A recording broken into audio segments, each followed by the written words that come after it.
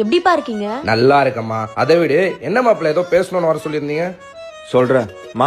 மாமா வந்திருக்காருல, போயிட்டு காஃபி போடணுமாமா.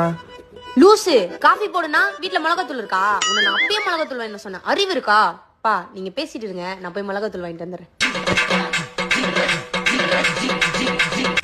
உங்க அம்மா மேல சத்தியம் பண்ணியா? உன் பொண்ணு லூசா நான் லூசான்னு?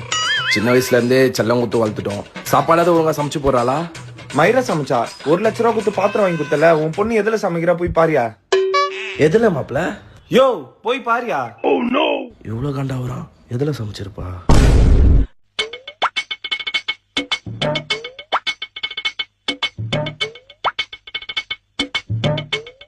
மாப்பிள்ள, அதுவும் நான் வாங்கி குத்த பாத்திருந்தா.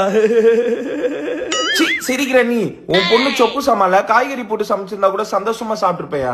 செங்கலும் மண்ணெல்லாம் போட்டு அதை சாப்பிட சொல்லி உயிரை வாங்கி அதை சாப்பிட்டு 3 நாளா ஹாஸ்பிட்டல்ல இருந்து ட்ரிப்ஸ் ஏத்திட்டு நீ தான் வீட்டுக்கு வந்த.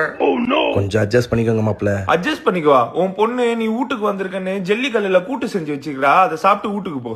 நீங்க சாப்பிட்டீங்க, ஹாஸ்பிட்டல் போனீங்க. நான் சாப்பிட்டா மேல போயிடுவோம் மாப்பிள்ள. ஒரு குழந்தை பிறந்தா இதெல்லாமே சரியாயிடும் மாப்பிள்ள. உன் பொண்ணுக்கு குழந்தை வேணாமா, ஆல்ரெடி ஒரு பெண் குழந்தைய தத்தெடுத்து வளர்த்துட்டு இருக்காங்களாம். தத்து எடுத்தீங்க? எனக்கு தெரியாம எப்போ மாப்பிள்ள? யோ லூசே, அவ அந்த பொம்மையை சொல்றாயா?